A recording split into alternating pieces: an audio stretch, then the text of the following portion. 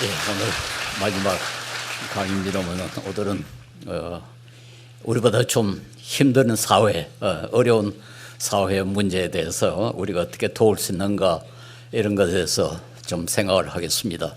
오늘은 조금 덜 이론적이고 좀 더 실천적인 내용이 되겠습니다. 우리 교회가 받은 여러 가지 명령 가운데 소위 선교 특명이라는 것이 있습니다. 우리가 잘 아는 마태복음 28장 19절에서 20절에 그러므로 너희는 가서 모든 민족으로 제자를 삼아 아버지와 아들과 성령의 이름으로 세례를 베풀고 내가 너희에게 분배한 모든 것을 가르쳐 지키게 하라. 볼지어다 내가 세상 끝날까지 너희와 항상 함께 있으리라. 유명한 말씀이죠. 근데 이 구절의 헬라어 원어에는 이 명령 전체 정동사가 하나뿐이랍니다. 여기 동사가 많죠. 가서 제자를 삼아 세례를 베풀고 가르쳐 지키게 하라는 동사가 많이 있는데 정동사는 딱 하나 제자를 삼아 그것만 정동사랍니다.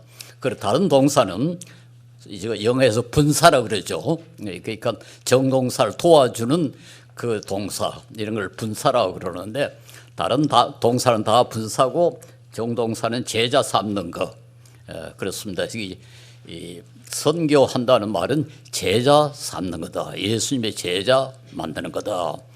예수님께서 땅 위에 오셔서 3년 사역을 하신 것이 뭐겠습니까? 제자 만든 거죠. 예수님 3년은 물론 기적도 행하시고 뭐 무리에게 가르치시기도 했지만은 가장 중요한 사역은 제자 만드는 것이었습니다. 그러니까 예수님의 사역도 역시 교육이었다.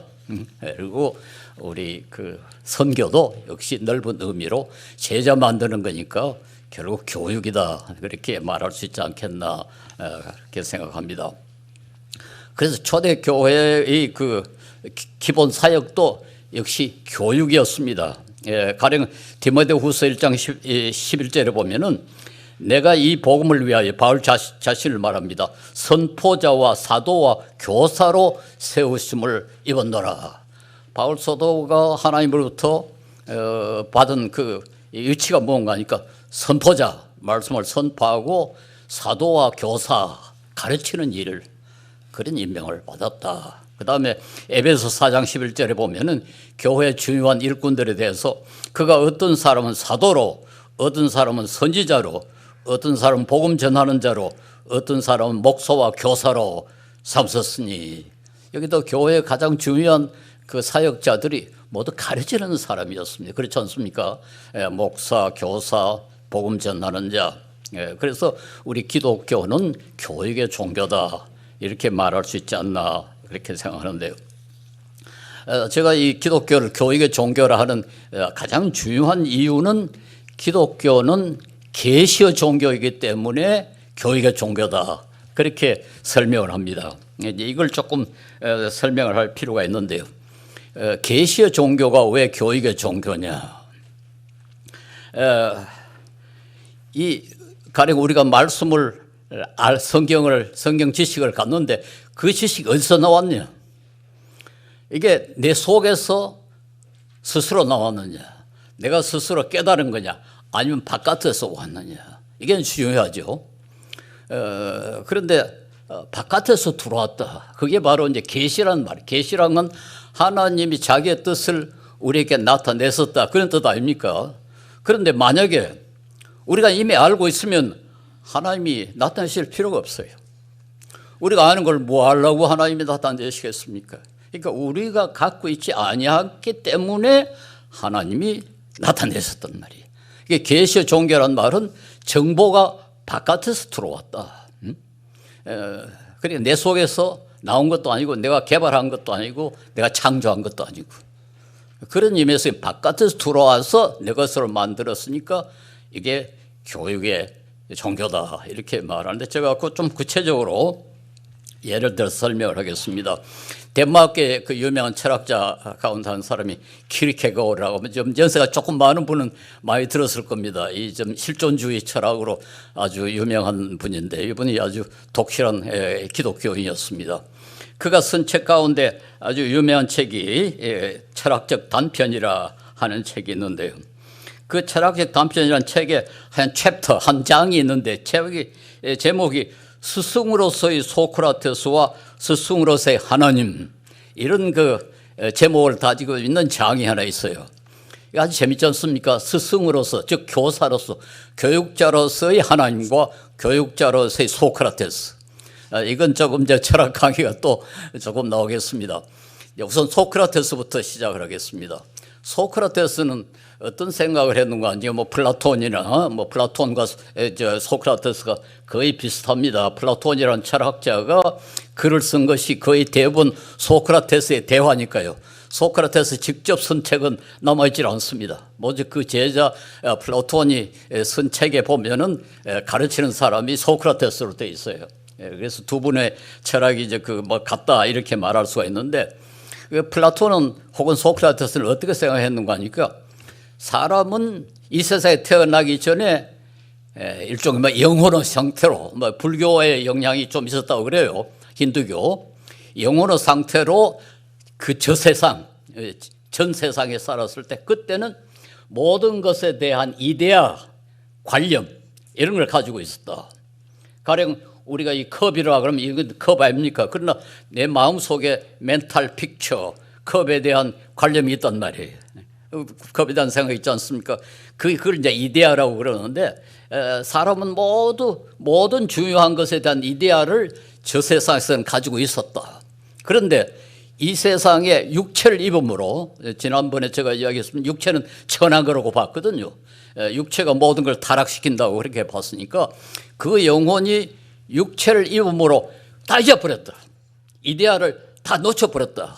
이제 그렇게 생각했어요. 그걸 망각의 강을 건넌다. 이제 그렇게 이야기합니다. 망각의 강.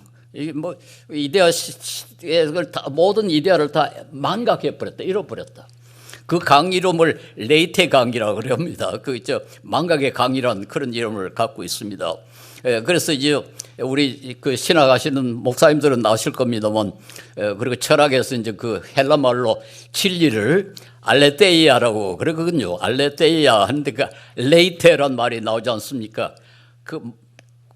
잊어버렸던 것을 다시 회복한다 하는 뜻을 갖고 있어요. 아란 말은 헬라 말에는 정반대의 뜻을 갖고 있으니까요. 레이테, 즉 망각의 강을 건너는데 그걸 다시 회복하면 진리가 된다. 그래서 알레테이아라고 하는 그런 단어가 있습니다. 이건 하이데거라는 철학자가 해석을 한 건데요. 어쨌든 소크라테스는 그럼 교육자가 하는 일이 뭐냐? 교육자가 하는 일은 뭐냐? 교육자가 하는 일은 잊어버렸던 것을 회복시키는 거다. 다시 생각나게 하는 거다. 그게 교육자의 일이라고 그랬어요. 그러니까 소크라테스는 교육자는 산파와 같다. 그래서 소크라테스의 교육 철학을 산파술이라고 그럽니다. 산파는 아기를 낳는 사람이 아니죠. 어머니로 하여금 아기를 낳도록 도와주는 게 산파 아닙니까?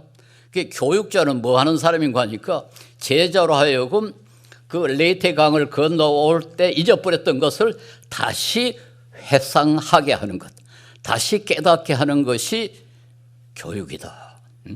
그랬어요. 그러니까 제자는 이미 진리를 다 가지고 있어요. 다만 깨닫지 못하고 있을 뿐입니다. 망각한 상태로 있는데 교육자는 그걸 다시 깨닫게 하는 거다. 그래서 지금도 우리가 가끔 그런 말을 듣습니다. 제자에게 주입식 교육을 시키지 말고 스스로 깨닫게 하라. 그런 소리 가끔 하죠. 우리 그런 소리를 가끔 하는데, 사실 그게 다 소크라테스나 플라톤의 생각입니다. 사람은 다 진리를 가지고 있는데 잊어버렸을 뿐이다. 그러니까 교육이라는 건 그걸 회상하게 하는, 다시 깨닫게 하는 게 교육이다. 이게 소크라테스의 교육관입니다. 그런데 하나님은 뭔가 하니까 아무것도 없다. 제자는 백지다.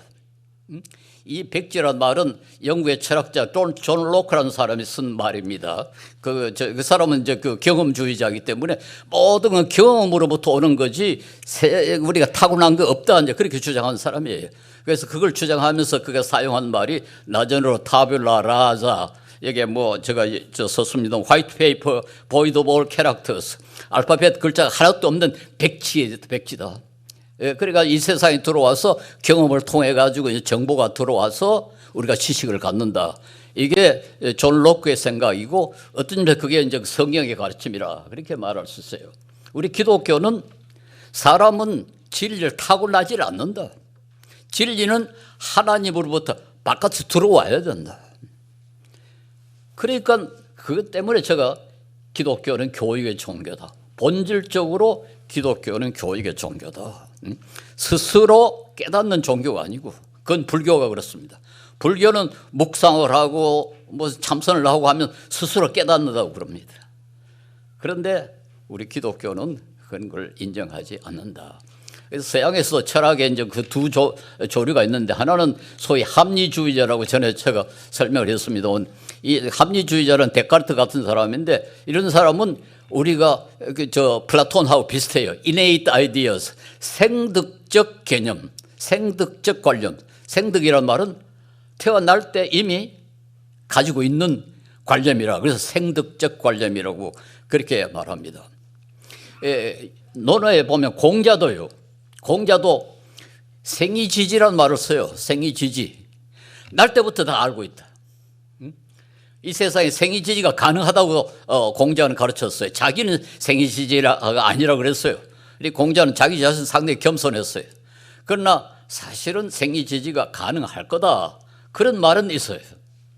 그런데 플라톤이나 합리주의자들도 그렇게 생각했습니다. 사람은 다 태어날 때 이미 기본적인 지식을 다 가지고 있다. 그런데 우리 기독교나 경험주의자들은 전혀 그렇지 않다. 백지로 태어난다. 그래서 우리가 눈과 귀와 다시 감각으로 온 것 정보를 받아들이고 또 스승으로부터 배우고 책을 읽고 해서 여기 아이디어가 만들어지고 그래서 우리가 지식을 갖게 된다. 그런데 성경이 사실은 그쪽으로 가르치고 있거든요. 로마서 10장 14절을 보면 이제 그런즉 그들이 믿지 아니하는 일을 어찌 부르리요. 그 다음이 중요합니다. 듣지 못한 일을 어찌 믿으리요. 듣지 않고 어떻게 믿겠느냐. 플라톤이나 혹은 뭐 이 합리주의자들은 듣지 않아도 지식을 갖고 있으니까 믿을 수 있죠. 그런데 성경에 보니까 듣지 않고는 못 믿을 수 없다. 그 말은 무슨 말입니까? 성경을 읽어야 믿을 수가 있다. 설교를 들어야 믿을 수 있다. 정보가 바깥에서 들어와야 우리가 믿음을 가질 수 있다. 그런 점에서 기독교는 교육의 종교다. 이렇게 말할 수가 있습니다. 요즘 여러분 오픈 AI 그거 좀 보셨죠? 여기 좀 컴퓨터에도 잘 아시는 분은 챗 GPT 하는 게 있잖아요. 지금 저도 이제 이 강의 준비하면서 한번 물어봤습니다. 챗 GPT에게 한번 물어본 일이 있어요. 그런데 꽤 대답을 잘해요. 근데 그 챗 GPT가 어떻게 그렇게 합니까? 그놈이 뭘 타고났습니까? 아니죠. 사람이 정보를 집어넣었거든요. 요즘 입력이라고 그럽니다. 컴퓨터로 온갖 정보를 입력을 시켜놓으니까 이놈이 그 속에서 비슷한 걸 끄집어내가지고 꽤 말이 되는 대답을 해요. 아주 뭐 대단히 중요한 대답은 못합니다. 제가 물어보니까 뭐 대단히 참신하고 창조적인 소리는 못해요. 뻔한 소리를 해요. 되게 뻔한 소리. 그런데 놀랍게도요. 엉터리는 별로 안 해요. 가끔은 엉터리도 대답한다고 그럽니다. 그러나 제가 물어본 바로는 엉터리는 안 해요. 그러나 그 컴퓨터가 뭐 아무것도 없죠. 근데 여기 사람들이 온갖 정보를 입력을 시키니까 그 속에서 해가지고 대답을 꽤 잘한다고요. 그걸 보면은 사실 합리주의가 틀렸다, 경험주의가 맞다. 저는 그런 생각을 하고 사실은 성경이 그렇습니다. 여기 듣지 않으면 어찌 믿냐? 들어야 믿을 수 있지 않느냐? 그 듣는다는 말은 정보를 바깥에서 받는다. 그 정보 어디서 오느냐? 하나님의 계시로부터. 그래서 성경은 그 율법을 굉장히 강조를 하죠. 가령 뭐 저도 오늘 그런 설교를 했습니다만 시편 1편에 복 있는 사람 누구라고 합니까? 여호와의 율법을 주야로 묵상하는 자로다.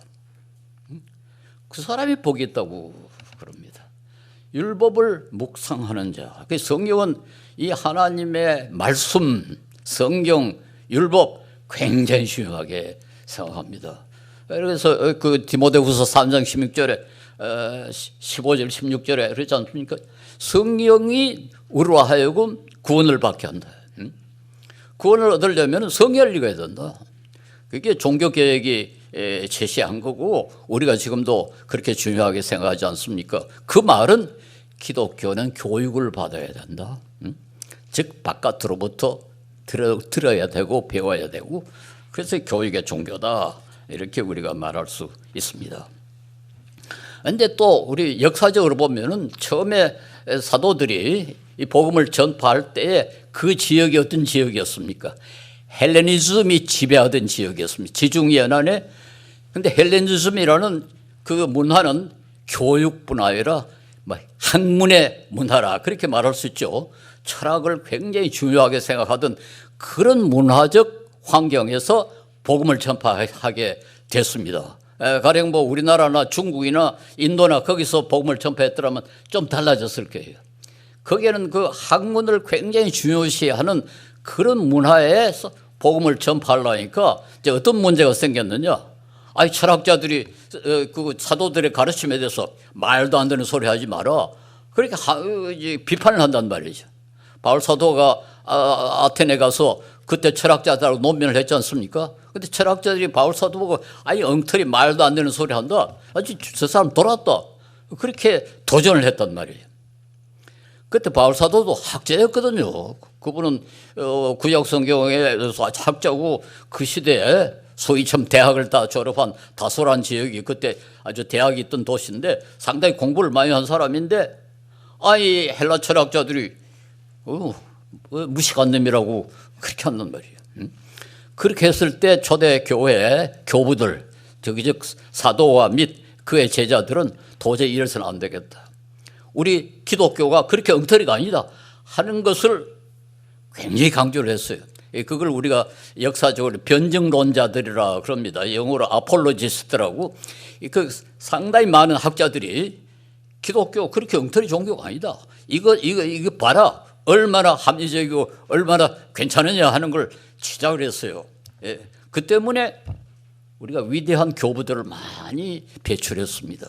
뭐 제가 이름을 쭉 저게 놨습니다만 유스티누스라는 분은 순교자라 별명을 가지고 있습니다. 저분은 무슨 소리냐? 플라톤도 모세한테 배웠다. 그렇게 주장을 하고 하여튼 그 뒤에 그 터툴리아누스 같은 사람은 아테네와 예루살렘이 무슨 관계가 있느냐? 그리고 심지어는 유명한 발언이 있어요. 이 터툴리아누스라는 사람은 로마의 법학자였습니다. 그런데 개종을 해서 기독교 신학자가 되었는데 그게 한 말 가운데 그래도 압솔두툼 한 유명한 말이 있습니다. 말이 안 되기 때문에 믿는다. 삼위일체 그 말이 안 된다. 그렇죠. 삼위일체 설명 못합니다. 그러니까 너희들 철학보다 더 위대한 거 아니냐. 아주 그 대단한 역설. 말하자면 논리적으로 딱딱 맞는다면 난 안 믿겠다. 그건 사람 머리에서 나온 거다. 논리적으로 안 맞는 걸 보니까 이건 사람 머리에서 나온 게 아니다.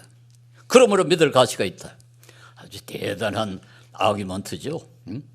여기 그 언급되어 있는 학자들은 대단한 사람들입니다. 이게 그 헬레니즘의 문화에서 복음을 전파하다가 이런 학자들이 배출이 됐습니다. 그 다음에는 처음 믿는 사람에게 복음을 전파해야 되는데 성경 전체를 한꺼번에 가르칠 수 없잖아요. 그래가지고 그 복음을 요약할 수밖에 없어요. 뭐가 중요하고 어떤 것 어떻게 하고 딱 요약을 한다. 이게 사실 오늘날 우리가 말하는 교리죠. 교리를 왜 만들었는가 하니까 처음 믿는 사람에게 복음을 소개하고 그 다음에 어린이들에게 복음을 가르치기 위해서는 소위 요리문답이라는 것, 신앙 고백 이런 것을 만들지 않으면 안 됐어요. 그러니까 학문 활동을 초기부터 하지 않을 수 없게 되어버렸습니다. 그 헬레니즘이라는 문화적 배경에 그런 문화를 가지고 있는 지역에서 복음을 전파하다 보니까 이런 학문적 활동을 하기 시작을 해가지고 결국 기독교는 학문적 종교가 되고 말았어요. 학문적 종교가 된다는 말은 결국은 가르치지 않을 수 없게 된다. 교육의 종교, 학문과 교육이라는 게 불가피하게 연결이 돼서 기독교는 모든 종교 가운데 가장 학문적 종교가 되어버렸고 여기서 신학이라는 것이 나왔습니다. 사실 신학이라는 게 뭐 처음부터 성경에 있는 게 아니고 헬레니즘의 문화적 배경에서 복음을 전파하다가 보니까 복음을 우선 변증해야 되고 또 복음을 요약해야 되고 정리해야 되고 또 복음을 가르쳐야 되고 이런 필요 때문에 신학이라는 것이 나왔어요. 그리고 신학자가 나올 수밖에 없고 결과적으로 학문이 발달이 됐다. 서양의 대부분의 대학이라는 게 참 신학교부터 시작을 했습니다. 세계적으로 유명한 대학이라는 게 파리 대학, 옥스퍼드, 캠브리지, 미국에 가면 하버드, 예일, 프린스턴 모두 신학부부터 시작을 했어요. 우선 성직자들을 가르쳐야 되겠다. 그렇게 해가지고 신학부부터 시작해서 다른 학부들이 그게 따라 붙어가지고 결국은 유명한 대학들이 오늘날 저렇게 만들어졌거든요. 여기 뭐 이야기할 게 굉장히 많습니다. 사실은 이게 어느 정도 그 서양 교육과 기독교 신학이 관계가 됐는가 하는 것은 좀 뭐 제가 상당히 길게 이야기를 해야 될 판인데 한 가지만 제가 말씀을 드리겠습니다. 우리가 지금 대학을 갖다가 영어로 유니버시티라고 그러지 않습니까? 유니버시티라는 말은 유니버스, 우주하고 관계가 있습니다. 왜 대학을 갖다 우주하고 관계를 시켰을까요? 그게 중세 말 근대 초기에 형이사학하고 관계가 있습니다.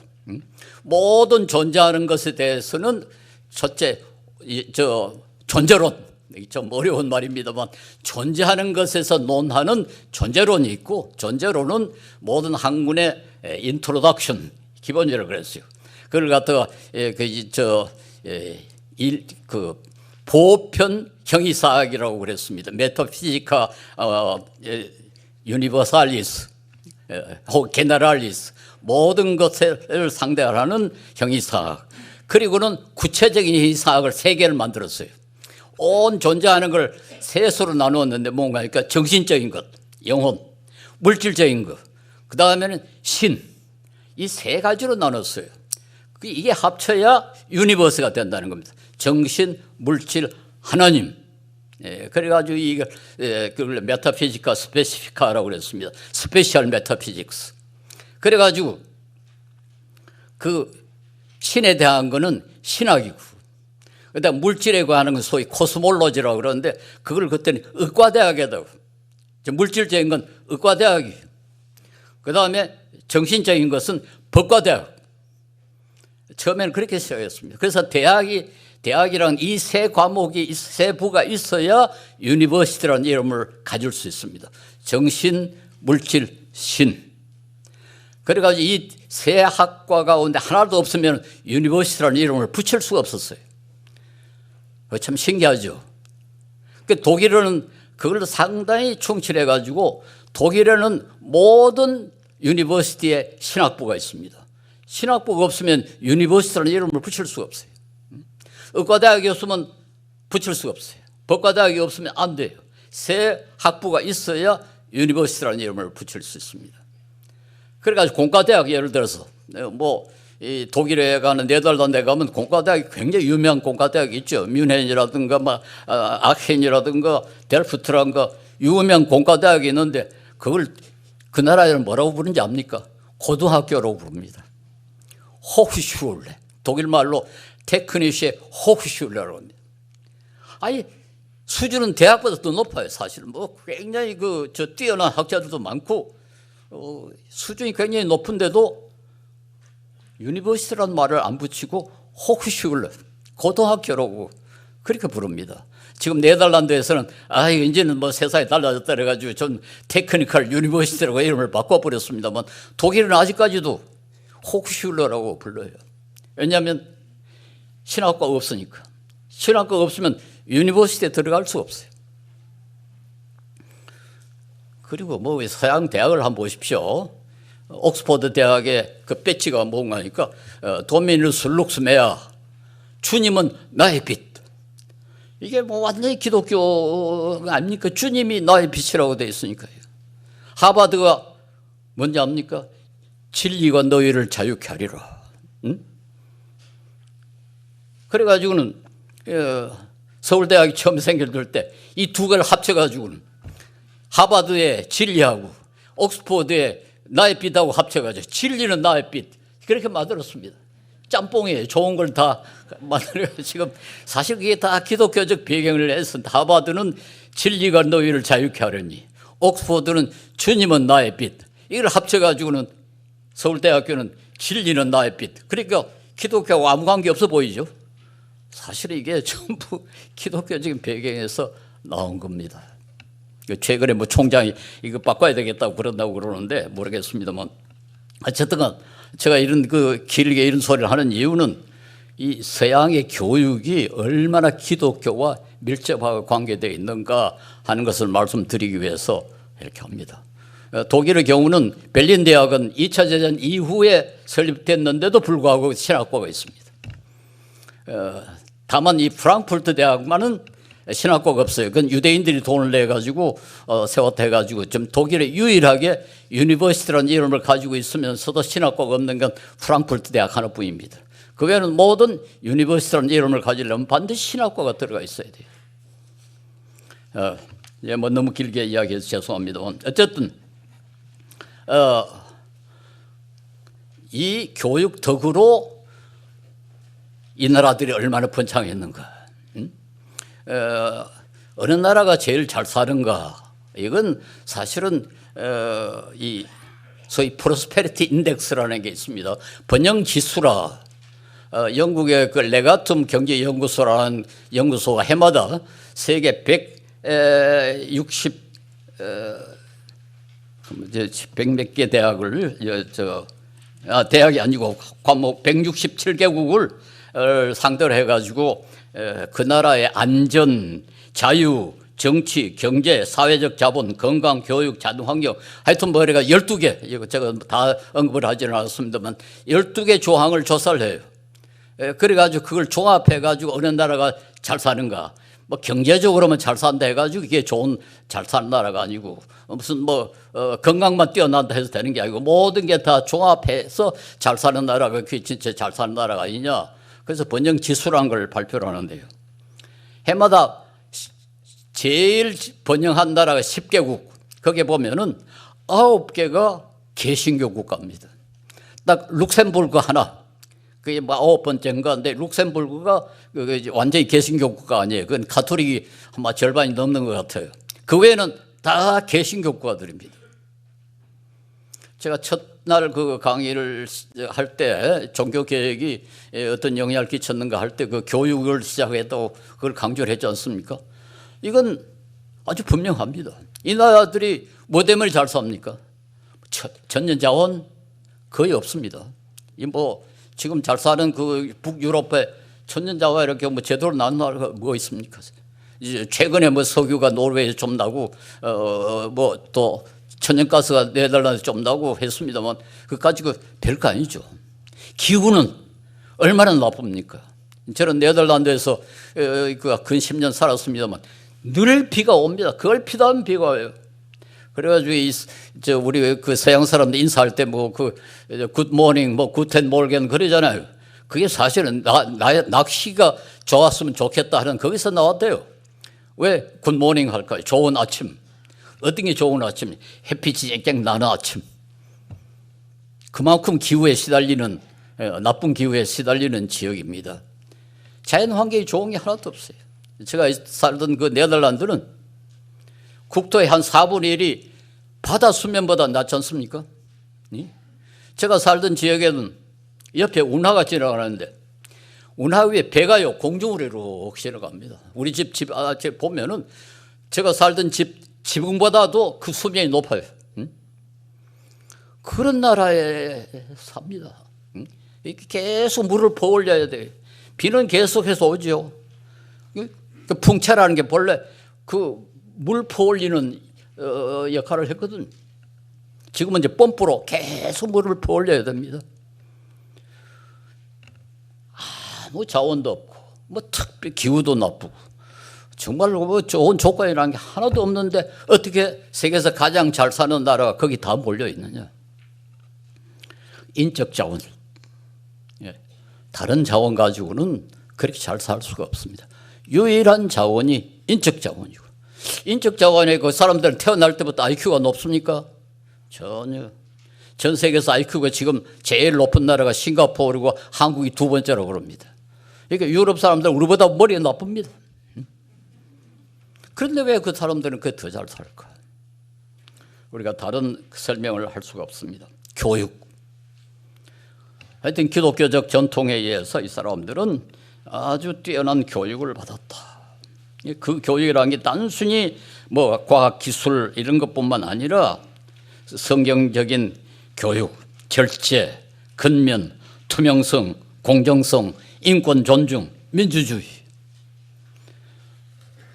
이게 참 제대로 된 교육이죠. 단순히 그 지식, 과학적 지식, 객관적인 지식뿐만 아니라 좀 넓은 의미의 소위 인성교육까지 다 겹쳐가지고 이 절제라든가 근면이라든가 정직이라든가 이게 얼마나 중요합니까? 이런 교육을 받았기 때문에 이게 선진국이 됐습니다. 제가 최근에 알았는데요. 그 의무교육 있지 않습니까? 지금 우리나라도 고등학교까지 의무적으로 교육을 받아야 된다. 그게 제일 먼저 시작한 게 미국이래요. 그런데 그걸 그렇게 한 게 청교도들이 미국에 가서 제일 강조한 게 교육이랍니다. 의무교육이라는 걸 제일 먼저 생각한 것이 청교도들이에요. 물론 미국은 뭐 자원도 많고 합니다만은 자원이 많기 때문에 미국이 그렇게 강국이 된 건 아닙니다. 미국보다 훨씬 자원도 풍부하고 뭐 여러 가지 조건이 좋은 아르헨티나는 지금 세계 아주 최빈국 가운데 들어가 버렸어요. 그러니까 자원이 중요한 게 아니고 환경이 중요한 게 아니고 사람이 중요하더라. 그 사람이 타고날 때부터 그렇게 대단히 잘 태어난 게 아니라 교육에서 태어나서 올바른 교육받고 훈련받았기 때문에 결국 그렇게 잘하게 됐다. 그렇게 할 수밖에 없잖아요. 더군다나 오늘 우리가 사는 사회는 지식 기반 사회라고 합니다. 이제는 자원도 뭐 기후도 이게 아니고 지식이 그 사회의 질을 결정한다. 제가 또 언급을 했습니다만 싱가포르 같은 나라 뭐 열대 지방이 얼마나 덥습니까? 근데 지금 아시아에서는 제일 잘 사는 나라로 돼 있거든요. 그러니까 이제는 기후 자원이 중요하지 않다. 그래서 저는 이 교육을 그렇게 강조하는 이유입니다. 그런데 한국은 어떠냐? 아까 이야기한 그 레가툼 번영 지수에 보면 29번째로 세계에서 29번째로 잘 사는 나라로 되어 있어요. 잘 사는 나라는 아까도 이야기한 것처럼 경제적인 것만이 아니고 기후도 들어가 있고 물론 그러나 정치, 인간관계, 교육 혹은 건강 이런 것을 다 포함해서 우리가 29번째, 아시아에서도 우리가 제일 높지 않습니다. 싱가포르이 세계에서 16번째, 홍콩이 18번째, 일본이 19번째, 대만이 21번째, 우리는 한국은 아시아에서 5번째로 번영한 나라로 되어 있습니다. 그런데 우리나라가 이렇게 이 아시아에서도 이렇게 톱이 되지 못한 가장 중요한 이유가 한 항목이 굉장히 나빠요. 사회적 자본이 전 세계 167개국 가운데 147입니다. 이건 뭐 참 기가 차죠. 근데 사회적 자본이라는 게 뭐냐? 인간관계입니다. 서로 믿을 수 있느냐? 내가 어려움에 처했을 때 도움을 기대할 수가 있느냐? 상호, 부조, 상호, 관계 이게 형편없어요. 세계 167개국 가운데 147이라면은 이건 창피한 수준 아닙니까? 이것 때문에 물론 이제 자연 환경도 좀 좋지 않습니다. 56번이라고 되어 있는데 그래도 이 사회적 자본이 이렇게 나쁘다는 거, 이 문제에 대해서는 저는 한국 기독교가 근본적으로 반성할 이유가 있다. 우리가 한국의 최대 종교라고 이렇게 좀 자랑을 하고 있지 않습니까? 그렇다면 기독교적 영향을 우리 사회에 좀 끼쳐야 되지 않겠습니까? 기독교의 영향이란 뭡니까? 내가 좀 희생하고 이웃에게 이익을 주고 서로 믿고 서로 돕고 그게 우리 기독교의 아주 중요한 요소 아닙니까? 그런데 어떻게 하다가 기독교가 세계 가장 큰 종교인 한국에서 사회적 자본이 147번째냐? 이것만은 우리가 좀 정말 반성을 해야 됩니다. 네? 우리가 정말 참 신앙생활을 제대로 하고 있는가 한번 따져봐야 된다고 생각합니다. 그런데도 불구하고 우리나라가 2018년에는 번영지수가 35위였어요. 그런데 지금 29위로 됐으니까 꽤 좋아졌죠. 그리고 앞으로도 좀 나아지지 않겠는가 그렇게 생각하고, 우리 경제 성장은 기적입니다. 기적입니다.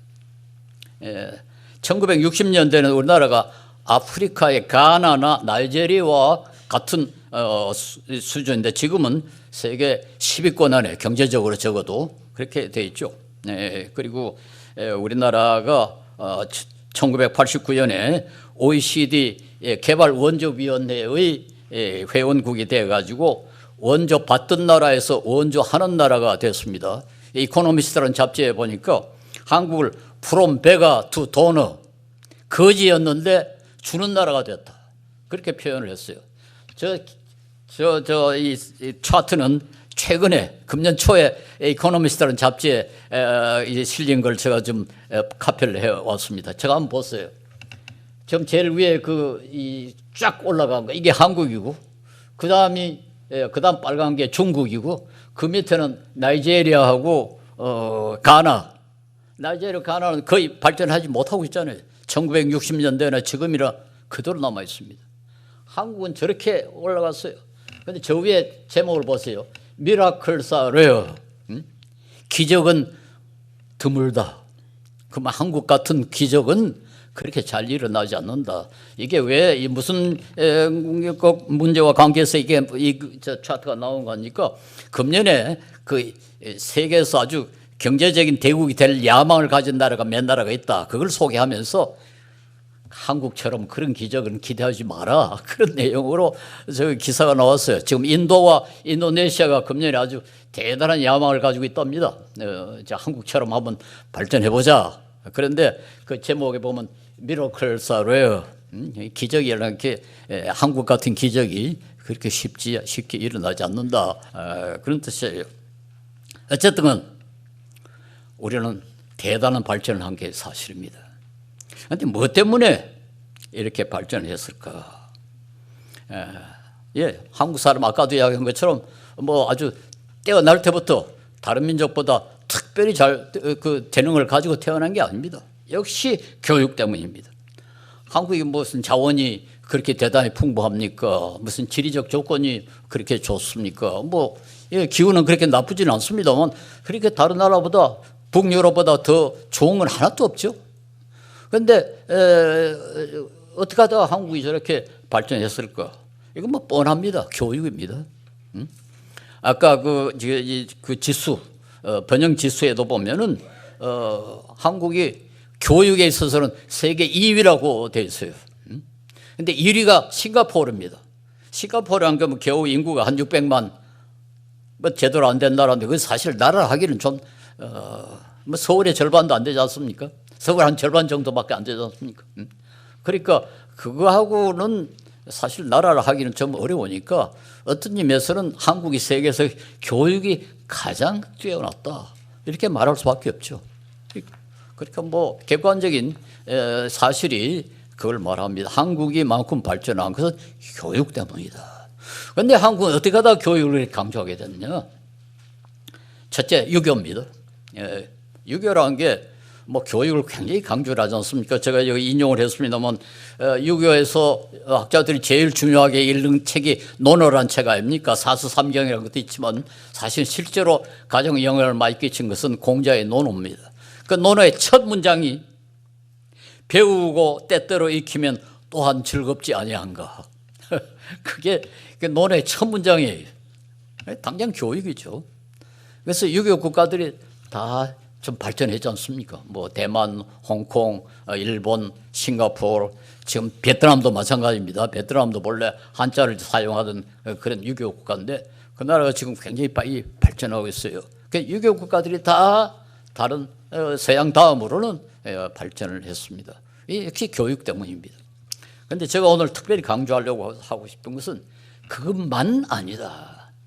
우리 한국이 교육으로 이렇게 성공한 가장 중요한 이유 가운데 하나는 선교사들이, 우리나라에 와 있던 선교사들이 학교를 많이 세웠다. 누가 어디 그래 수능을 보니까 약 800개의 학교를 세웠다고 그래요.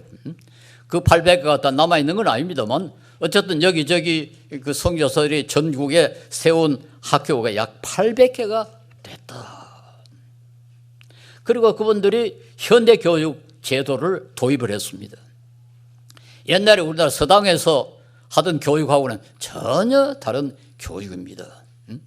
저도 어릴 때 우리 할아버지로부터 천자문을 배웠는데 기가 차죠.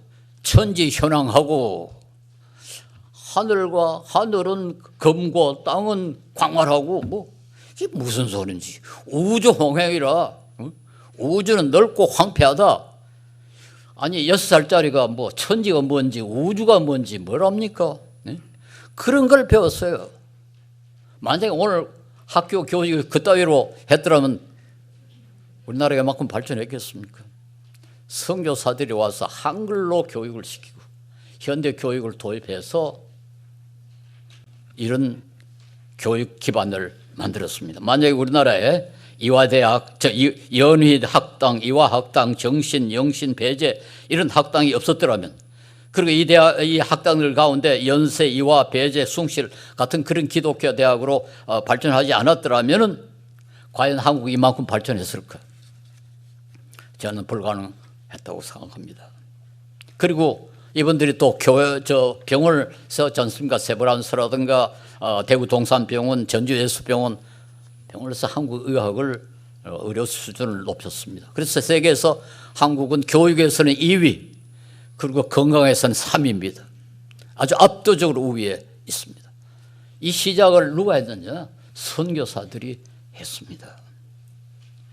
이게 참 특이한 게 말이죠. 왜 우리나라에 온 미국 선교사들만 교육을 이렇게 강조하고 학교를 많이 세웠을까? 세계 어느 나라에도 선교사가 한국에서만큼 학교를 많이 세운 나라가 없습니다. 아니 유럽의 교회들이 아프리카나 동남아시아, 인도 같은 데 얼마나 오랫동안 선교를 했습니까? 그런데 학교를 거의 세우질 않았어요. 그게 참 신기하잖아요. 그런데 왜 우리나라에는 그렇게 많이 세웠을까? 이게 저는 큰 수수께끼였습니다. 그렇게 긴 역사를 가지고 있으면서도 학교를 세우지 않고, 이 유럽의 선교사들이 그 선교를 한 지역의 어느 대학도 우리나라의 연세대학, 이화대학에 필적하는 대학이 없어요. 한번 상상을 해보세요. 인도에도 그런 대학이 있습니까? 아프리카에 뭐 콩고나 무슨 케냐나 그런 대학이 있습니까? 전혀 없어요. 그런데 우리나라는 왜 이렇게 했을까? 저는 이것 때문에 좀 이거 왜 그랬을까 오랫동안 생각을 해봤습니다만은, 한 가지는 좀 복잡한 이야기입니다만은 아주 독특한 역사적 배경이 있다, 그렇게 보는데요. 유럽에는 종교개혁 이후에 천주교와 개신교 지역 가운데 전쟁이 상당히 오랫동안 계속됐습니다. 30년 전쟁이라는 게 있고 80년 전쟁이라는 게 있습니다. 뭐 교인들끼리 싸웠겠습니까? 아니죠. 천주교 지역의 그 군주들과 개신교 지역의 군주들이 싸운 겁니다. 그걸 오랫동안 싸웠는데요.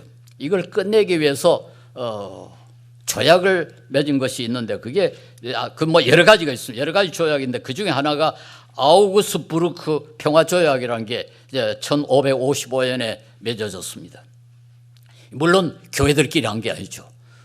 천주교 지역의 군주들과 개신교 지역의 군주들. 그때 군주란 말은 신성 로마 제국이라는 큰 국가가 있고 그 안에 이제 온갖 작은 이 제후들, 이런 사람들이 있는데, 이게 천주교 지역과 개신교 지역이 나누어져가 냅다 싸우니까 이래서는 안 되겠다, 우리가 평화조약을 맺자. 그 여러 가지 조약 가운데 하나가 아우스부르크 조약입니다. 그때 그들이 만들어낸 하나의 원칙, 그 합의한 원칙이 누구의 영역 그의 종교, 퀴스 레지오 에이우스 렐리기오 아주 유명한 모토입니다. 이게 뭔가 하니까 그 지역의 군주가 누구냐에 따라서 종교가 따라간다. 그 말은 무슨 말인가?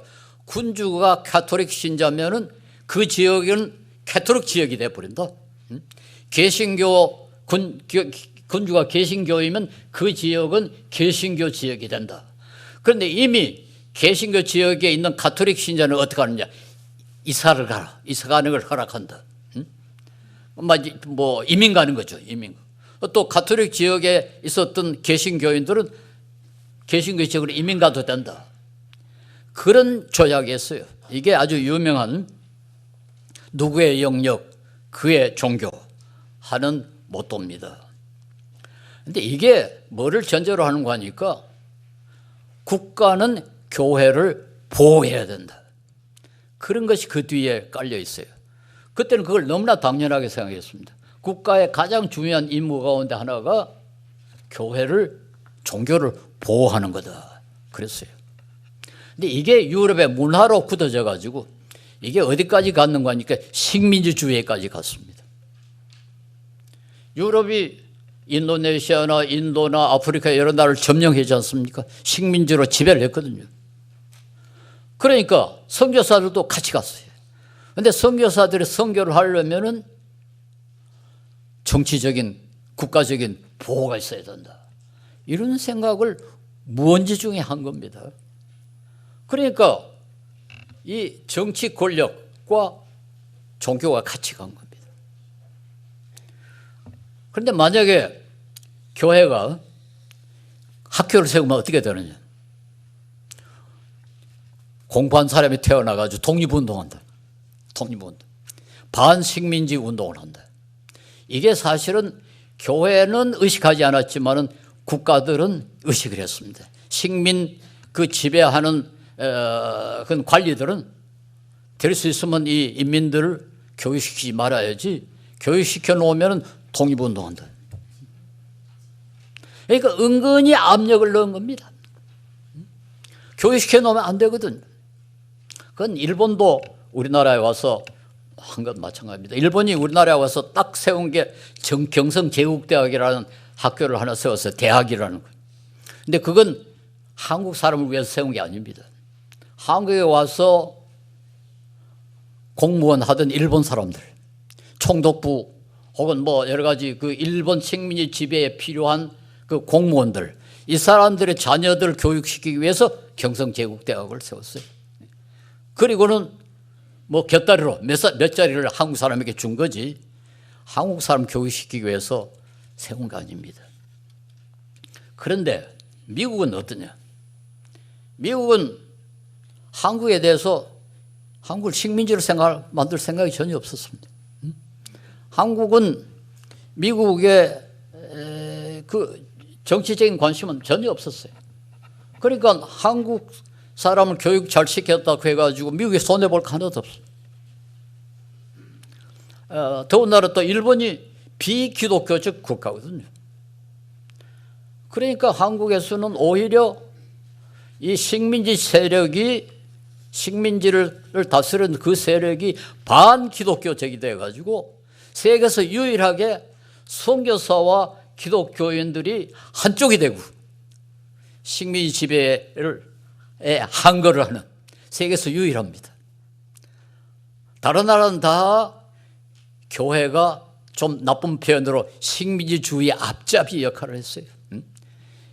식민지를 다스리는 세력의 편을 드는 그런 위치에서 한국만은 정반대쪽으로 교회가 식민지에서 반대를 하고 선교사들도 식민지 지배에 반대하는 이런 나라가 됐어요.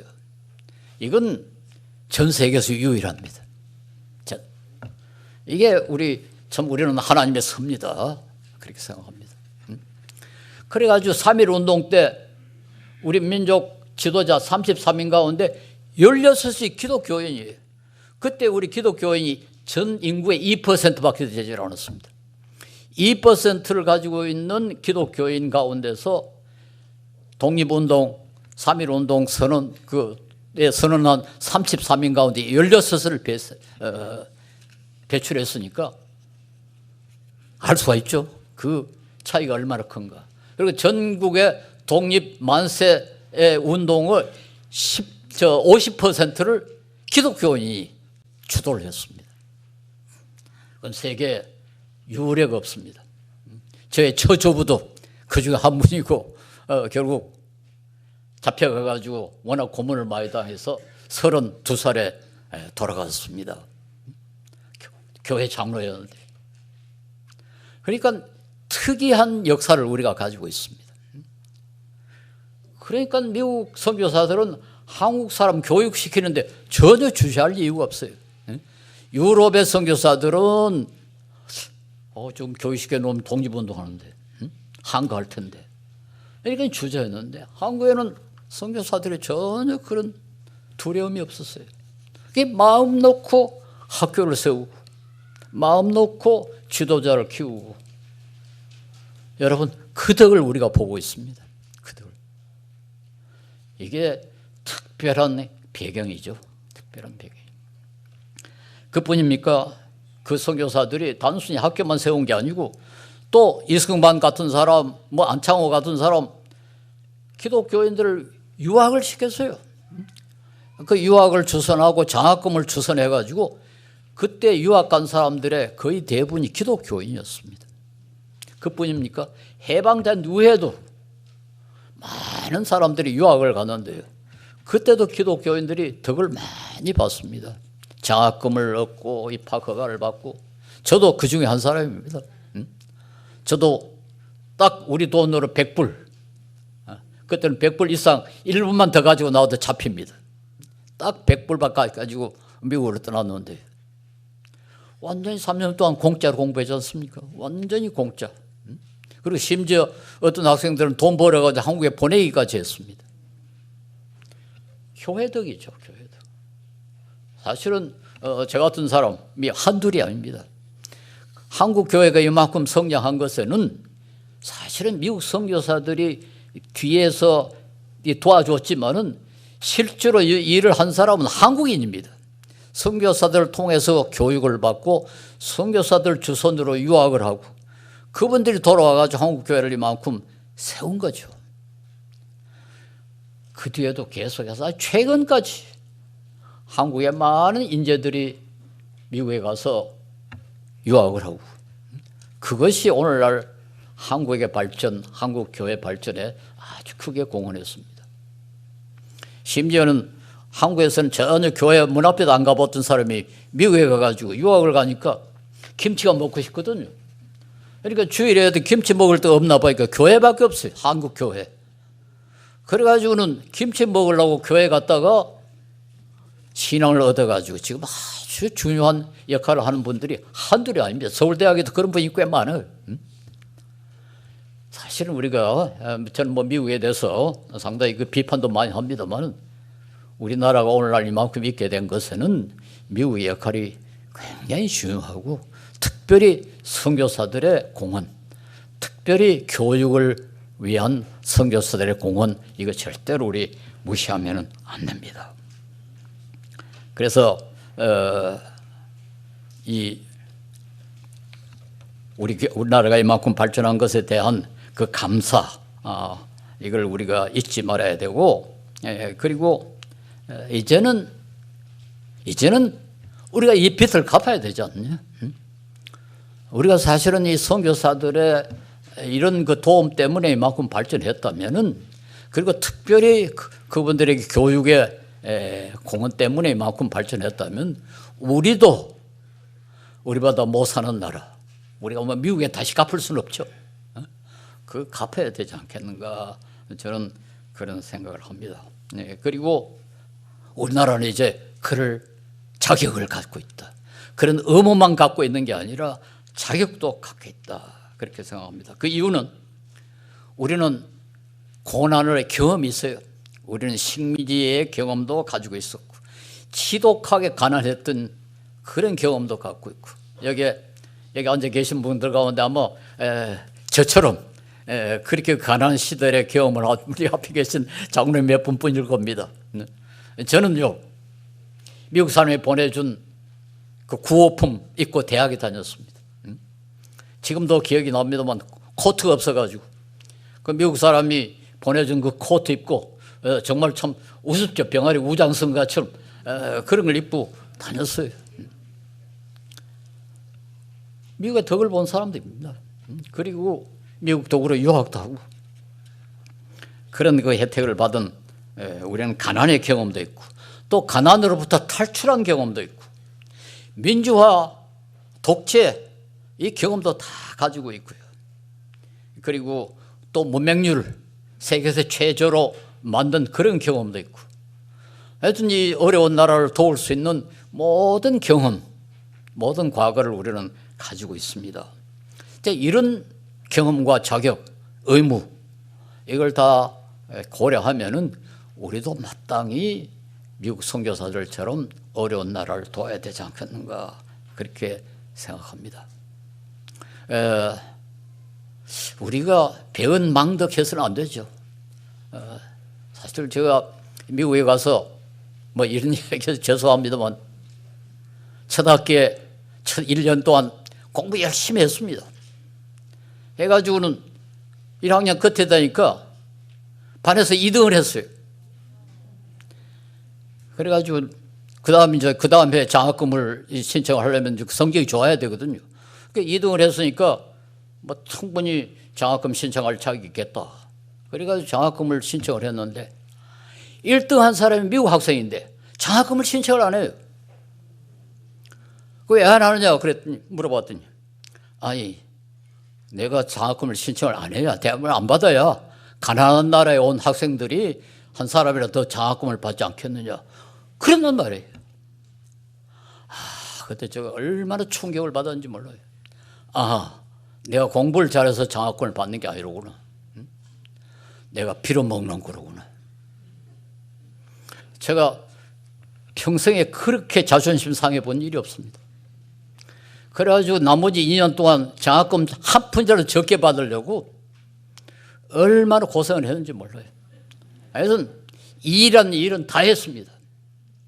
제가 이 반농담으로 송장 치우는 일 이외에는 다 해봤다.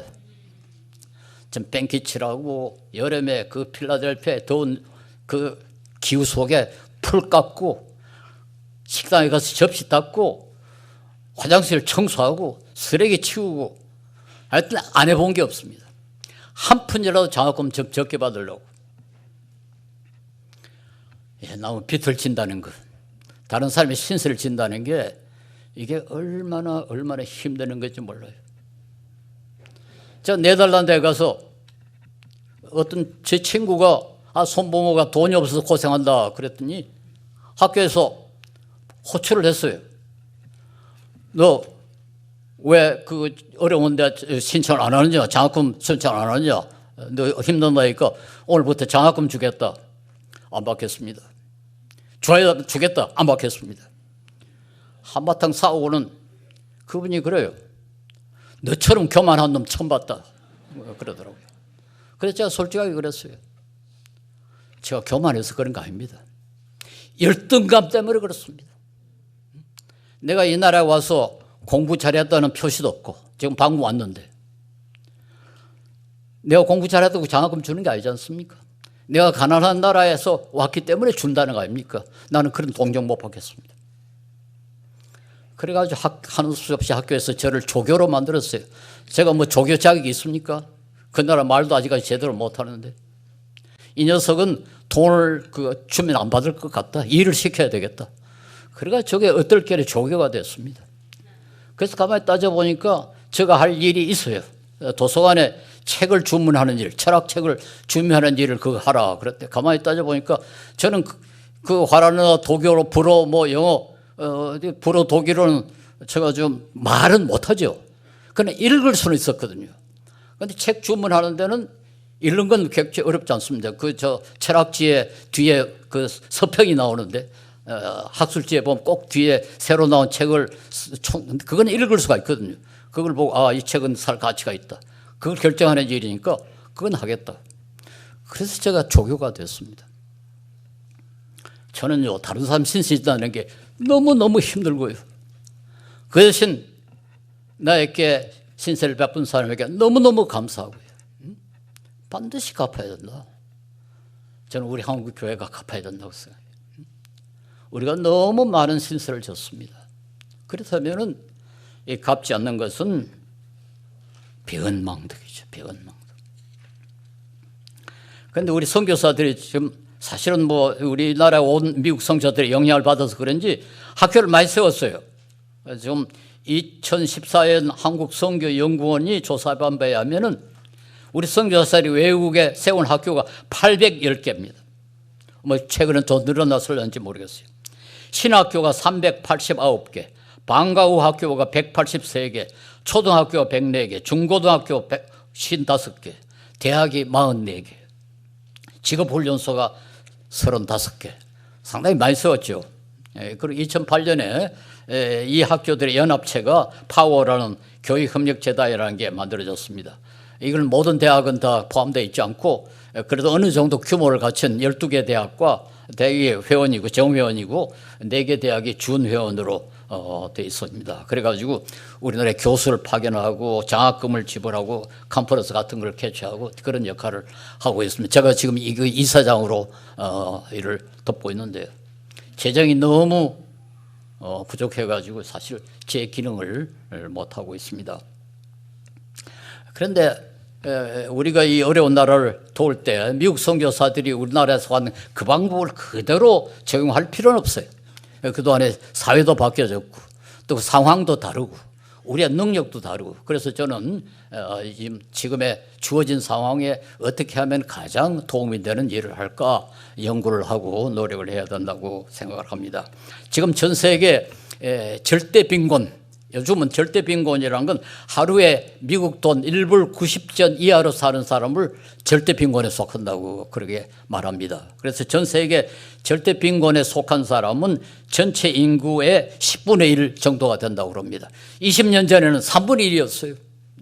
그런데 지금 많이 줄어져가지고 10분의 1로 줄어졌는데 그건 전체가 다 좋아져서가 아니라 인구가 제일 많은 중국과 인도가 경제 발전을 아주 크게 이루했기 때문에 그렇습니다. 그 말은 다른 나라를 그대로 했습니다. 아까 그 좀 도표해 봤지 않습니까? 가나나 나이지리아는 1960년대나 지금이랑 비슷하다. 그러니까 전 세계 절대 빈곤으로 신음하는 사람이 너무 많고 그래서 그 베이식 니즈라고 기본 수요도 충족 못하는 사람들이 많다. 기본 수요라는 건 1976년에 국제노동기구가 정한 아이디어입니다. 사람이 생존하려면 적어도 기본적으로 영양을 섭취해야 된다. 안 그러면 못 산다. 두 번째, 적어도 기본적인 위생은 갖춰야 된다. 셋째로 적어도 기본적인 교육은 받아야 된다. 이런 것을 기본 수요라고 합니다. 그래서 기본 수요를 충족시키는 것을 우선 어려운 나라를 돕는 방법으로 사용해야 된다. 저는 그래서 우리가 이런 나라에 좀 공헌을 해야 되지 않냐. 기본 수요도 충족시키지 못하는 나라. 우리가 못 먹고 못 입을 때 미국 사람들이 음식도 보내주고 옷도 보내주고 그렇게 했는데 지금 전 세계에 이런 사람들이 많이 있는데 우리가 음식 쓰레기 때문에 지금 골머리를 앓고 옷이 뭐 산더미처럼 쌓이고 그래서 다른 쪽에는 굶고 헐벗고 이게 되느냐. 우리 기독교는 그런 종교가 아니지 않습니까? 하나님은 모든 사람을 다 자기의 백성으로 보십니다. 하나님은 모든 사람의 하나님이십니다. 그런데 어떤 사람은 남아서 버리고 어떤 사람은 줄이냐. 이래서는 안 된다. 그래서 우리는 우선 기본 수요 충족부터 한번 노력을 해보자. 예, 선진국들이 그동안 경제적인 원조를 많이 했는데도 불구하고 주민들의 수준은 전혀 좋아지질 않았어요. 교육 수준은 그대로 남아있고 의식 수준은 그대로 후진적이고 특별히 부패, 분쟁 이런 것 때문에 지금 가난한 나라가 그대로 가난하게 남아있는데 그 나라에 그래도 좀 깨인 지도자들은 이제는 경제 원조 가지고는 안 된다. 이제까지 경제 원조를 수십 년간 받아봤는데도 하나도 개선된 게 없지 않느냐. 이제는 교육이라 해야 된다.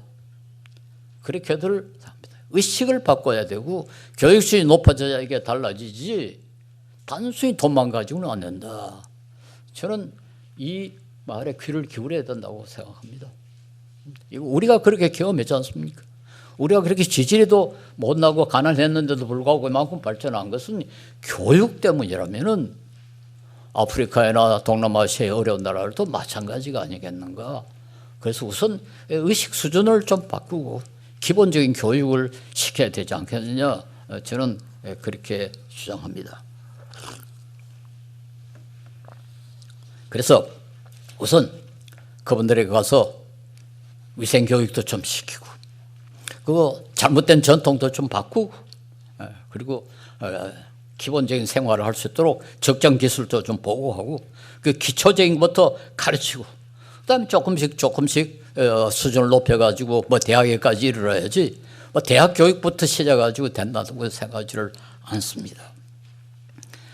저는 며칠 전에 그 대구에 가가지고 교수들에게 강의할 기회가 있었는데 참 감사하게도 그 대구 계명대학의 부서를 대구 그 문명대학 문화대학의 교수 한 분이 와가지고 그분은 기계학 전공이에요. 어디 좀 가난한 나라에 가서 적정 기술 그런 걸 가지고 좀 도울 수 없느냐 그렇게 주장하더라고요. 얼마나 고마운지 몰라요. 예, 바로 그게 필요합니다. 바로 그런 게 필요합니다. 제가 말라위에 한번 가보니까요. 우리 미랄 복지재단 일로 갔습니다. 그러니까 자연히 장애인에 대해서 이제 그 관심을 가지고 보는데 너무나 많은 사람이 장애인이 되지 않아야 할 사람들이 장애인이 되어 있는 거예요. 응? 조금만 조심했더라면, 조금만 의식이 깨었더라면, 조금만 일찍이 병원에 갔더라면 장애인이 안 됐을 텐데 너무 많은 장애인이 있는 거예요. 예를 들어서 거기는 물이 흔하지 않으니까 저 먼 데 있는 우물에 가서 물을 지고 와야 되는데 그 나라는 풍속이 잘못돼가지고 남자는 손가락도 까딱 안 해요. 물은 반드시 여자가 옮겨야 되는 걸로 되어 있습니다.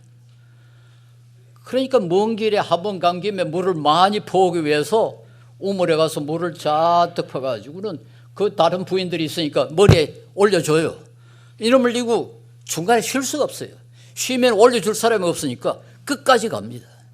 이게 뭐 어떤 때는 몇 킬로를 가야 돼요. 부인들의 목이 다 결단이 나 있어요. 그러니까 장애인이 되는 거예요.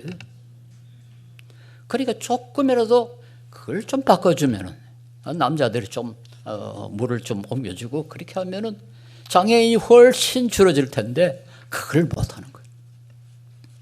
이게 복잡하지 않습니다. 조금만 도와주면 됩니다.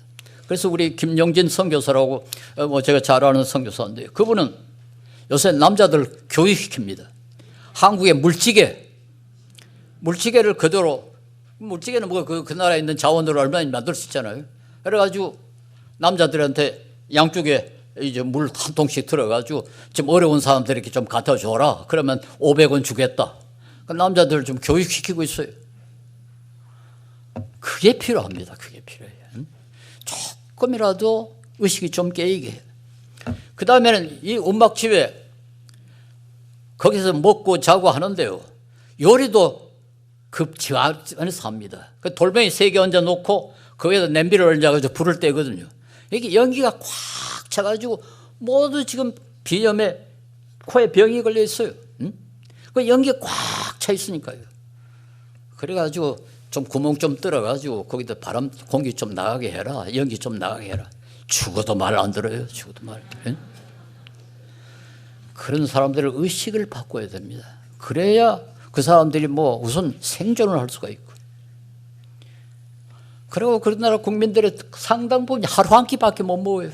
하루 한 끼.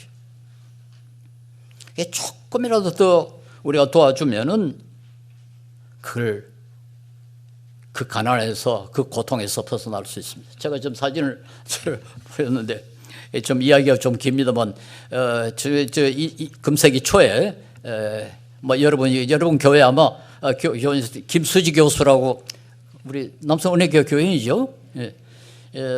지금 돌아갔습니다만 이분이 말라위에 가서 간호학교를 세우고 고생을 하시는데 제가 너무 감동을 받고 감사해가지고 2천만 원을 보냈습니다. 그 좀 사역이 좀 쓰십시오. 근데 이분이 거기 쓰질 않고 건물을 지어버렸어요. 그게 저 건물입니다. 2천만 원 가지고 상상이 됩니까? 그래서 2013년에 홍 목사님하고 같이 좀 준공식 할 때 그게 갔습니다. 지금 저 건물은 장애인 교육도 시키고 훈련도 시키고 또 주간보호센터도 하고 뭐 장애인 프로그램이 30몇 개가 지금 저 건물 안에서 이루어지고 있습니다. 지금 지난번 코로나19 때 그 나라는 워낙 가난해가지고 마스크 만드는 공장이 없어요. 그래서 여기서 이 건물 위에 태양광 발전 시설을 만들어가지고 재봉틀을 돌려가지고 장애인들이 마스크를 만들었습니다. 그래서요, 얼마나 돈을 벌어놓고 하니까 우리 돈으로 1억 원어치를 벌었습니다. 우리 돈으로. 상상이 됩니까? 제가 겨우 2천만 원 보냈는데 우리 돈으로 1억 이상의 장애인들이 소득을 봤어요. 그리고 며칠 전에 어떤 분이 이제는 교복 만드는 기술을 가르쳐야 되겠다. 그래서 본인이 돈 내가지고 기술자를 우리 미라를 통해 가지고 보내겠다고 했습니다. 갔습니다.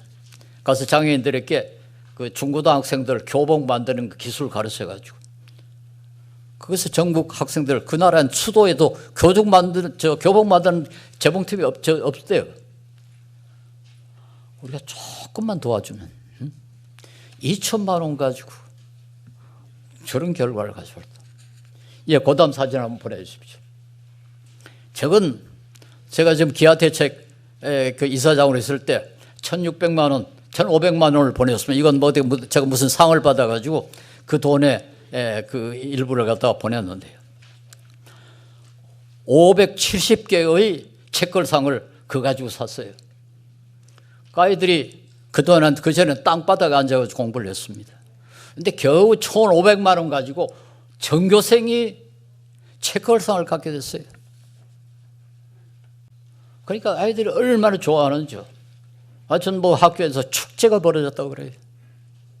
그래서 제가 우리가 작은 투자만 해도 엄청난 도움을 줄 수 있다. 그래서 조금씩 의식을 바꾸고 교육을 시켜가지고 그 사람들 하여금 스스로 일어날 수 있도록 우리가 도와줘야 된다. 이렇게 생각합니다. 예. 그래서 이제 이런 나라들은 한국이라는 나라가 어떤 나라냐? 우리처럼 가난했다. 그런데 지금 저렇게 잘 산다. 뭐 때문에? 교육 때문에. 다 알고 있습니다. 그래가지고 이 미얀마의 카친족 대표가 그렇게 이야기해요. 우리는 돈보다 교육이 필요합니다. 인제는 돈으로 도와주는 것보다는 교육으로 도와주세요. 어쨌든 교육에 도움되는 일을 돕는 것이 필요합니다. 이 카친족도 거기 전쟁이 많아가지고 난민 수용소 같은 것이 있는데 거기 가보니까 전기가 들어오질 않아요. 그게 밤에 아이들이 공부를 못합니다. 그래서 우리 미라리 그 랜턴 태양광으로 충전할 수 있는 랜턴을 집집마다 하나씩 줬어요. 그러니까 낮에 해가 났을 때 충전해가지고 밤에 아이들이 공부를 할 수 있게 됐어요. 그게요 보통 일이 아닙니다. 밤 시간에 공부를 하도 못한다 하면 생각을 해보세요. 그런데 우리가 준 랜턴 가지고 이제는 아이들이 낮에 다 그 충전해놨다가 밤에 공부를 할 수 있어요. 뭐 이런 것들이 한둘이가 아닙니다. 우리가 할 수 있는 일들이 참 많습니다. 그래서 그 나라들이 이런 것을 바라고 있고요. 제가 지금 우간다에 한번 갔더니 우간다 부통령이 초청을 해서 갔습니다. 그분이 그래요. 한국으로부터 새마을운동, 한국으로부터 가나안 농문학교 교육을 배워야 되겠다. 그래서 가나안 농교학교와 관계가 제가 이 우간다에 갔다 왔습니다. 어쨌든 한국으로부터 좀 배워야 되겠다. 우리가 조금만 관심을 쓰면은 엄청난 이익을 줄 수 있습니다.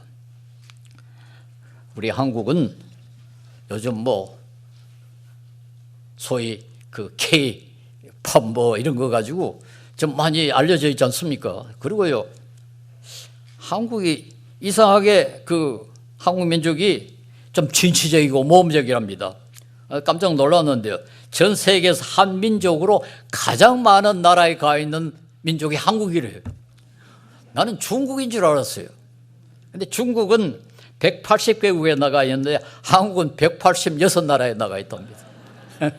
숫자는 중국이 많아요. 중국은 5천만이 나와 있고 한국은 겨우 700만이 나와 있는데, 그러나 하여튼 나가 있는 나라의 수는 한국이 제일 많아요. 자, 이런 걸 보면 말이죠, 우리가 이 은둔자의 나라가 아니죠. 상당히 개방되어 있고 여러 가지 환경에 잘 적응할 수 있는 그런 민족입니다. 그러니까 우리의 그 모든 경험, 선교사들도 받은 혜택, 우리의 그 가난과 개발과 뭐 온갖 핍박과 이런 경험, 그리고 우리의 진취적인 사고, 그리고 우리의 넘쳐나는 인력, 적어도 지금은 이 교육받은 인재가 우리나라만큼 많은 나라가 별로 없어요. 지금 이 우수한 인재들을 우리가 다 소화하지 못하고 있는 상황입니다. 이 모든 조건을 고려할 때 우리 한국이야말로 교육 선교를 할 수 있는 제일 좋은 나라가 아니냐. 그리고 그 나라들은 또 부패 때문에 아주 고생을 많이 하고 있습니다. 이 나라들이 못하는 이유 가운데 하나가 부패입니다. 하여튼 부패야말로 발전을 가장 방해하는 요소죠. 부패를 줄려면은 민주주의밖에 다른 방법이 없어요. 우리 한국이 부패를 이만큼 줄인 건 민주주의 때문에 그렇습니다.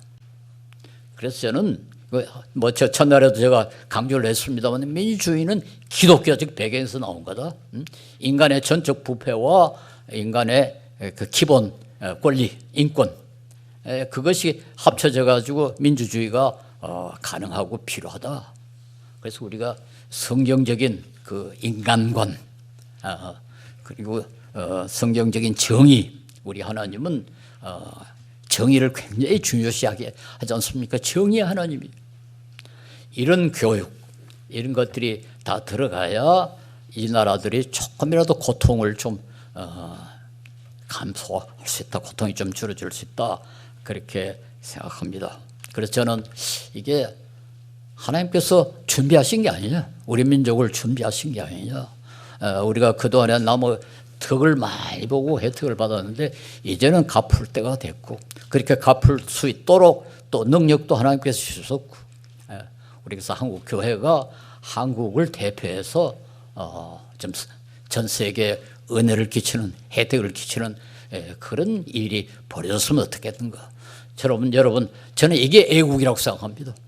뭐 독도는 우리 땅 괌만 쳐봐야 아무 도움이 안 돼요. 그런 거 가지고 애국이라고 생각하지 말고, 애국이라는 건 한국의 명예를 드높여야 돼요. 그래서 하나님께 기쁨이 되고 한국에게 명예가 되고 우리의 삶이 보람 있고, 저는 인간의 삶 가운데 가장 중요한 것이 고통받는 사람의 고통을 줄여주는 거라고 생각합니다.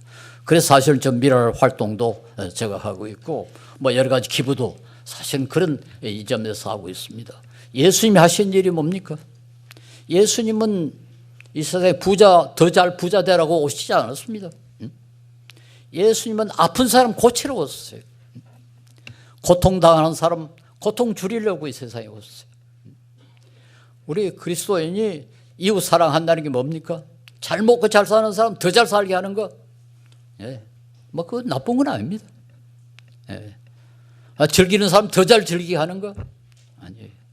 아픈 사람 덜 아프게 하는 거, 죽을 사람 살리는 거. 그래서 우리 진정한 그 성경적 사랑으로 우리 교육 선교에 관심을 쓰므로 하나님도 기쁘시게 하고 우리나라의 명제도 드러내고 우리의 삶도 하나님께서 보시기에 참 적절하고 건강하다, 참 잘했다, 충성된 종아, 그런 소리를 들을 수 있는 자격이 되는 게 아닌가 그렇게 생각합니다. 지난 3번 여러분께서 정말 참 시원찮은 강의를 이렇게 경청해 주셔서 진심으로 감사드립니다. 기도하겠습니다. 자비로우신 우리 하나님, 은혜를 감사하고 감사를 드립니다. 우리가 못났고 보잘것없지만은 주님께서 불러주셔서 이 고귀한 사랑을 알게 하시고 힘이 부족하지만은 이 사랑 실천하려고 애를 쓰게 하시면 감사하며, 주님께서 이 아름다운 교회에 세우셔서 이같이 귀한 성도들이 주님의 영광을 위하여 또 어려운 사람들을 돕기 위하여 많은 희생도 하고 많은 노력도 기울였습니다. 주님께서 큰 은혜로 갚아주시고 더욱더 큰 은혜 베풀어 주셔서 더 많은 사람들의 고통을 줄여주는 귀하고 아름다운 교회로, 귀하고 아름다운 성도로 주님께서 이끌어 주시옵소서. 예수님 이름 받들어 기도 올리옵나이다. 아멘. 감사합니다.